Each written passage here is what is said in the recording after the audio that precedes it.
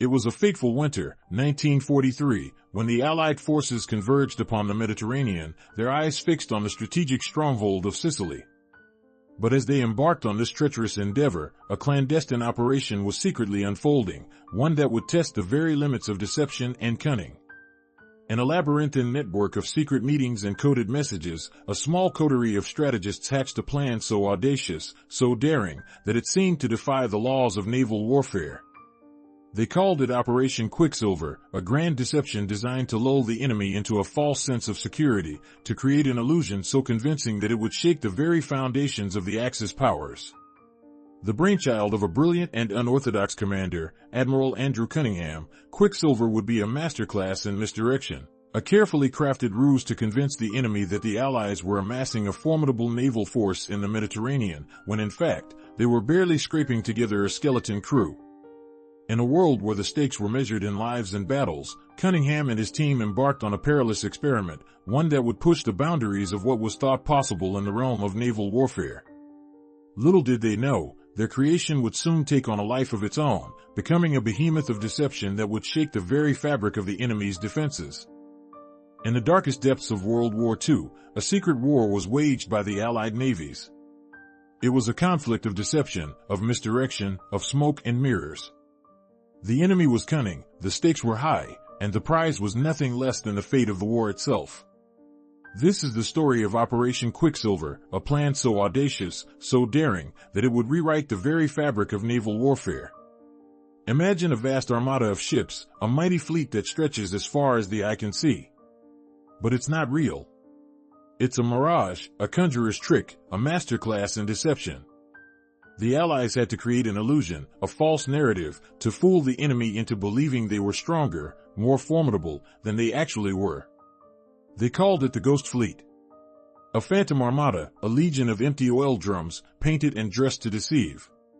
These were not ships of war, but mere props, carefully crafted to convince the enemy that the Allies were preparing for a massive invasion of France. The stakes were high, the gamble was huge, but the prize was worth it. The liberation of Europe from the grip of Nazi tyranny. Meet the masterminds behind this operation. The brilliant officers, the clever strategists, the men who would stop at nothing to win the war. They were the architects of deception, the weavers of a web of lies, and the artists of the impossible. Their names are etched in history, their deeds will be remembered for generations to come. This is the story of the Ghost Fleet, a tale of courage, of ingenuity, and of the human spirit. A story that will take you to the very edge of reality and push you to question everything you thought you knew about war, about deception, and about the power of the human imagination. Imagine a war-torn world where naval supremacy hangs precariously in the balance. The year is 1942, and the Allies are reeling from a string of setbacks at the hands of the Japanese Empire. But in this darkest of times, a peculiar idea begins to take shape, an audacious plan to deceive the enemy with nothing more than metal drums and a healthy dose of creative thinking. This is the story of the Baker Plan, a top-secret initiative born out of desperation and ingenuity.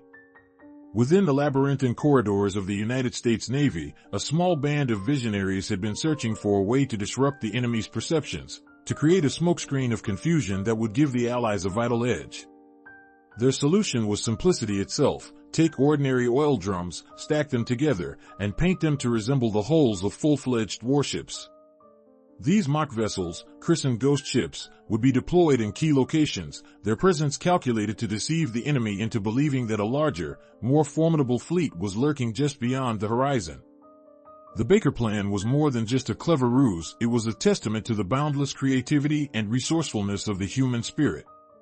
In an age of steel and fire, when the very fabric of reality seemed to be torn asunder, a small group of men dared to dream of a different kind of warfare, one where the lines between truth and deception were blurred, and the power of the imagination held sway. In the darkening skies of war-torn Europe, a cat-and-mouse game of deception unfolded as the Allies grasped the double-edged sword of German radar technology. The Allies had stumbled upon an ingenious, yet sinister secret. The Nazis were employing their formidable radar systems not only to detect enemy aircraft, but also to create elaborate illusions of Allied presence.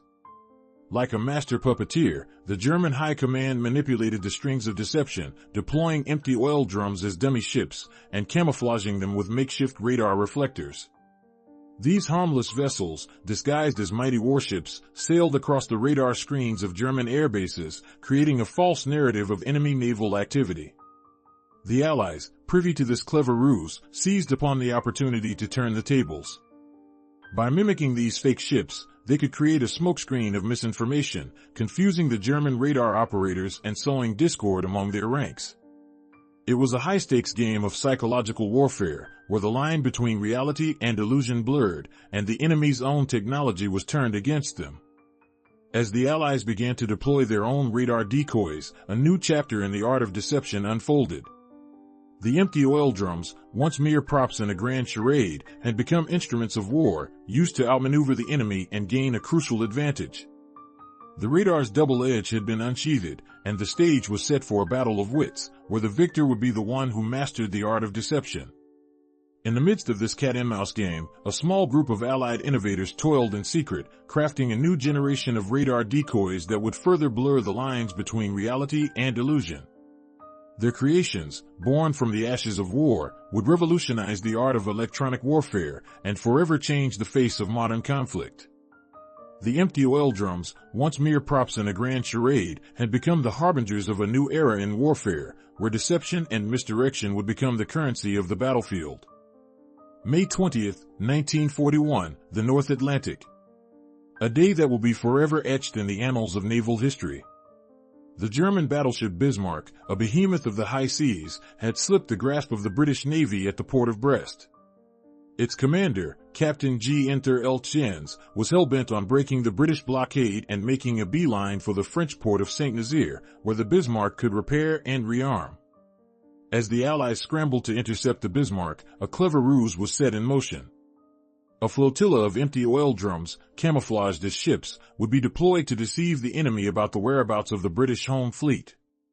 This was Operation Halifax, a masterstroke of naval deception, designed to keep the Germans guessing and the Bismarck on a collision course with disaster. From the deck of the HMS King George V, the flagship of Vice Admiral John Tovey, a keen eye was kept on the horizon. The Bismarck's position was slowly revealed, its radio signals intercepted by British cryptanalysts, and the oil drum decoys were carefully positioned to create a smokescreen of confusion. As the two forces clashed in a maelstrom of gunmetal and gunpowder, the empty oil drums bobbed on the waves, their painted silhouettes an eerie mockery of real ships. But would they be enough to fool the enemy's keen eyes and sharp ears? The hunt for the Bismarck had begun, and the fate of the war hung precariously in the balance. In the scorching, sun-baked waters of the Pacific, a secret strategy was unfolding, one that would change the course of history at the Battle of Midway. It was a plan born of desperation, forged in the crucible of war, and reliant on an unorthodox, audacious idea to create an armada of fake ships, crafted from the humblest of materials, empty oil drums. As Admiral Chester Nimitz and his team pored over intelligence, they knew the enemy was closing in. The Japanese Navy, with its mighty aircraft carriers, was poised to strike, intent on crushing the American fleet and securing dominance over the Pacific. But what if, Nimitz wondered, we could create a mirage, a phantom armada that would deceive the enemy, sow confusion, and buy time for the real ships to escape? Thus was born Operation Magic, a daring ruse that would see the Navy deploy a flotilla of decoy ships, each one a makeshift vessel created from discarded oil drums, wooden crates, and scraps of fabric. These rickety, ramshackle vessels would be painted to resemble aircraft carriers, battleships, and cruisers, their fake silhouettes meant to mimic the real thing. The operation was a masterclass in misdirection, a clever game of cat and mouse played out on the high seas. The Navy's decoy fleet would sail into the fray, their empty drums and wooden planks masquerading as mighty warships. The Japanese, convinced they were facing a formidable foe, would attack with all their might, while the real American ships, hidden safely out of range, would wait for the perfect moment to strike. In the midst of this elaborate deception, a young sailor named Ensign Joseph Rockefort, a brilliant codebreaker, played a pivotal role. Working tirelessly in the Navy's cryptography unit, Rockefort cracked the Japanese codes, providing crucial intelligence that allowed the American fleet to stay one step ahead of the enemy. As the Battle of Midway raged on, the stage was set for a showdown that would decide the fate of the Pacific. The Japanese, convinced they were facing a powerful foe, launched wave after wave of attacks, only to find themselves facing a phantom armada, a fleet of empty oil drums and wooden crates. The Americans, meanwhile, waited patiently, their real ships poised to unleash a devastating counterattack that would shatter the Japanese Navy and change the course of history. In the end, it was a battle of wits, of deception, and of sheer cunning. The Navy's use of decoys had fooled the enemy, buying time for the real ships to escape, and setting the stage for a turning-point victory that would shift the balance of power in the Pacific forever. In the swirling vortex of the Pacific, where death and chaos reigned, a peculiar tale of deception and cunning would unfold. It was October 1944, and the world was holding its breath as the Allies launched a daring assault on the Philippines, a strategic prize that would shatter the Japanese Empire's grip on the region. The Battle of Leyte Gulf, the largest naval engagement in history, would witness the birth of a most unorthodox tactic, a game of cat and mouse, where empty oil drums would become the unlikely heroes of the Allied cause. As the Japanese Navy, under the command of Admiral Takeo Kurita, closed in on the American Task Force 77, led by the indomitable Admiral William Halsey, the stakes were higher than ever. The fate of the Philippines, and with it, the fate of the war, hung precariously in the balance. In a desperate bid to disrupt Japanese communications and create a smokescreen of confusion, the U.S. Navy hatched a plan to deploy decoy ships, fashioned from nothing more than discarded oil drums, to mimic the appearance of real vessels. These rickety, makeshift ships, dubbed Q-ships or ghost ships, were designed to lure the Japanese into a trap, to distract them from the real American fleet, and to sow confusion among their ranks. The oil drums, camouflaged and painted to resemble the sleek profiles of American destroyers, were a masterstroke of improvisation, a testament to the resourcefulness of the Allied sailors who had created these decoys from mere scraps. As the Japanese Navy, convinced they had cornered their prey, closed in for the kill, the decoys sprang into action, sending false signals and radio transmissions to confuse and mislead the enemy. The Japanese, duped by this ruse, launched a series of ill-fated attacks on the decoys, while the real American fleet slipped away, intact and ready to strike. The Battle of Leyte Gulf was won, and the tide of the war began to shift in favor of the Allies.